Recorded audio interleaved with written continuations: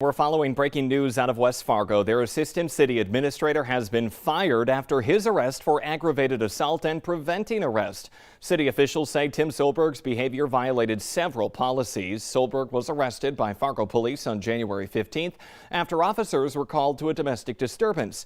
A female victim was treated for her injuries. An internal investigation by the city of West Fargo showed Solberg displayed behaviors that violated numerous city employee policies, including unprofessional behavior by engaging in a hostile or intimidating interaction. Solberg was fired on January 27th. Valley City school officials say they have identified a student who is suspected of making threats against the high school. Superintendent Josh Johnson says the student will not be attending school for the indefinite future and that further disciplinary actions are pending. The superintendent says if anyone has information about this situation, they should contact the school principal or the school resource officer. A Fargo man is now facing federal charges accused of threatening North Dakota Governor Doug Burgum. Marino Borges is suspected of sending a series of online threats against Burgum, as well as the White House and the FBI.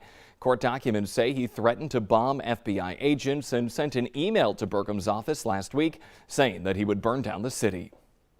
New this morning, a busy year for Great Plains Food Bank. They help more than 121,000 people put food on the table. That is the second highest total in the food bank's 39-year history, and it translates into 12.6 million meals provided last year. Food bank officials attribute the increase in great part to the current pandemic. It is now 6:50 on this Tuesday morning. Let's get a check of that forecast, and I'm just excited to see some of these warm temperatures you have, Lisa. Yes, I think that's going to have a lot of us in a good mood today, but don't let that fool you. You also need to be careful out on the roads today, too, because with the warm-up comes the issue with some melting snow and ice on the roads, road spray that you're going to be dealing with, and we also have some precipitation coming our way that might be blowing at us horizontally. We've got some wind out there too that's coming our way. You can see it shaking on our camera in Fargo right now. As we look off to the east, we can see some of that sunrise happening with some departing clouds too. So not going to be cloudy all day long, but the potential for some precipitation is coming our way. So we just want you to use a little caution here on the roads as the day goes on, with the potential for that scattered light wintry mix, and in addition to that, the windy conditions that we've got coming our way. So let's take a look at our advisory. It's a wind advisory for our western counties. It includes the Jamestown area up toward around Devil's Lake too, and points west. The rest of us will still see some wind, just perhaps not gusting above 40 miles per hour like we're more likely to see out to the west. Here's a look at our wind speeds right now. They're turning from south to westerly, and once you see that wind turn westerly where you are, you can expect to see a big surge in temperatures. Right now we have a 12-mile-per-hour westerly wind in Fargo, not too strong. Devil's Lake starting to see a bit of an increase. We've got a gust to 28, a westerly wind there, and it's 13 miles per hour in Grand Forks right now. So let's take a look at our temperatures. Fargo has started to warm up with that west wind. We're at 26 degrees just to kick off the day. It's 29 in Grand Forks, still in the teens in Thief River Falls, but 19 degrees on a February morning is really nice. And in Bemidji, we're at 16, 18 in Fergus Falls, and you can see where that warm wind has taken over. In Devil's Lake, we're right at the freezing mark, 32 degrees right now. So our radar and satellite map looking pretty quiet. We're watching those departing clouds at the moment. Gradually, we will see a chance for some precipitation develop during the midday time frame. So the kids will want to be prepared for that, for maybe some sloppy conditions too out at the bus stop as well. We're looking at temperatures on the rise here. So by 8 a.m. in Fargo, we'll be into the 20s to some low 30s at that point already, and some sunshine on the way. And then the wind picks up as the day goes on. So steady speeds into the 20s out of that west, turning northwesterly direction, and temperatures above freezing, 36 degrees. That's going to feel pretty good. Here's a look at your 7-day planner. So today, big warm up. We just have to watch out for that wind and some precipitation that will be possible. And then we watch some colder air take over for Wednesday. So we might see our temperatures slide through the day, but it's not an Arctic blast. We're looking at temperatures staying above zero. Thursday, another system moves in with wind, warm up, and that chance for a little bit of mix. And then we step back again, heading toward the weekend. But no big cold outbreaks coming our way this week. Just have to watch out for that active weather. A lot to go over this morning, Lisa. Thank you. We have breaking news from the Beijing Winter Olympics this morning. U.S. figure skater Nathan Chen has set a world record with a score of 113.97 in the men's short program. The 22-year-old's performance included a quad flip, a triple axel, and a quad lutz triple toe loop combo. Chen already had an impressive performance on Friday when he scored the second highest short program score in a team event. That helped the U.S. team win silver. Jamestown Mayor Dwaine Heinrich is lashing out after Valley News Live reported on assault allegations against him. We reported last month that the State Bureau of Criminal Investigation is looking into sexual assault claims from a woman who says Heinrich touched her inappropriately at a bar. Heinrich told us then that he was approached by someone at the bar and things got a little heated, but he denies any wrongdoing. He believes the assault claims are retaliation for recent action taken by the City Council. He was not arrested and he has not yet been charged. At last night's City Council meeting in Jamestown, Heinrich said organizations should take responsibility to check the validity of the accusations and that his name will forever be linked to these claims. Heinrich is also asking the State Crime Bureau needs to hold his accuser accountable.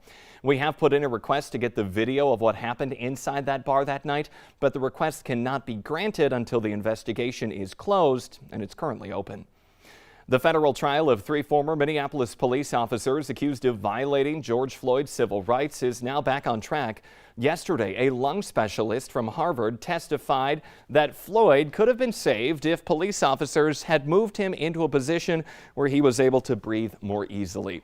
Dr. David Systrom says that Floyd's death was caused by Derek Chauvin's knee to his neck and from restricted breathing from being held in a prone position on his stomach while on that hard asphalt. J. Alexander King, Thomas Lane, and Toe Tow are accused of depriving Floyd of his rights when they failed to give him medical aid. Here's your warning to move your car in the Northern Valley. There is a snow emergency planned for Grand Forks tomorrow to clean out all the snow on city streets. This one is happening from 9 in the morning to 4 in the afternoon. It will be on 5th Street North from the 500 to the 1200 blocks. Any vehicle left in the way will be ticketed and towed. Snowbanks are piling up across the metro, making travel dangerous in some places. The Valley Today's JC Dodd joins us live with advice on how to navigate some of those tricky spots. And JC, it is downright dangerous at some of those intersections. That's right, Jordan. I found one that might be the worst so far that I've seen this winter. Now, as you know, this is my first North Dakota winter, and with our first big snowfall, I think it was in December, the first thing I noticed, I'm a short girl and I drive a smaller car. A big challenge, these snowbanks, like this one here in North Fargo, just south of NDSU campus. I was driving around this weekend, I saw it, I pulled up, and I could not at all see any oncoming traffic. It honestly curves out this way, and it's not just this place either, it's all across the metro. Take a look at this video of 18th Avenue South in Fargo taken last week. You can see just how dangerous that travel can be as they pile up high. Now, I want to show you my photographer. We're going to demonstrate what Fargo Public Works and what Fargo Police say you should do when it comes to snowbanks like this one on 18th Avenue and this one here in North Fargo. So I'm my photographer behind the wheel of our Valley News Live storm team car, and he's going to they want you to slowly pull up like this, inch forward. Now slowly put your front end, stick it out a little bit to try and gain more vision. Now you slowly want to pull. If you have enough confidence, go ahead and pull all the way out like he did safely. The slower you go, here we have another car coming, taking it a little bit slow. You can see slowly inching out just like that. Now when it comes to, if you're like me, a little bit of a scaredy cat, I never want to get hurt, they say just turn around, find an intersection that has a stoplight, because that's the safest way to pull out of intersections like this one. Now they are working actively to try and get these things cleared. West Fargo specifically, they work to, if you have a particular intersection in a residential area that you find particularly dangerous, you can call in and they'll work on those on a case-by-case basis. Jordan? Yeah, good advice to always imagine there was a car coming or just go to that controlled intersection. JC Dodd reporting live this morning. Thank you very much. It is now 6:58. Have patience if you need new windows. Experts say the supply chain issues have most distributors and builders waiting up to 6 months for even the most basic of windows. It's definitely a tough thing to break to people. It's interesting, it takes less time for us to build the house practically than it takes for them to make the windows for our house. Anderson says the delay in getting materials is causing more setbacks in the building process. The average home now takes 2 months longer to complete than it did before COVID.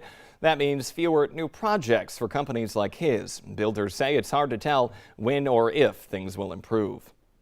The front yard game is over on Paul Lacombe's block in Becker, Minnesota. He won it all with this extreme snow monster in front of his house. Take a look right there. It's so realistic. Lacombe put in 170 hours of work over the last 3 weeks to make what he calls his Tirana Snow Russ Rex. See what he did there? He used sculpting tools to get the skin, the teeth, and the muscles just right. Lacombe thinks the coloring is also what makes that dinosaur pop, and he achieved that with a little spray paint. See, winter can be a fun time around here.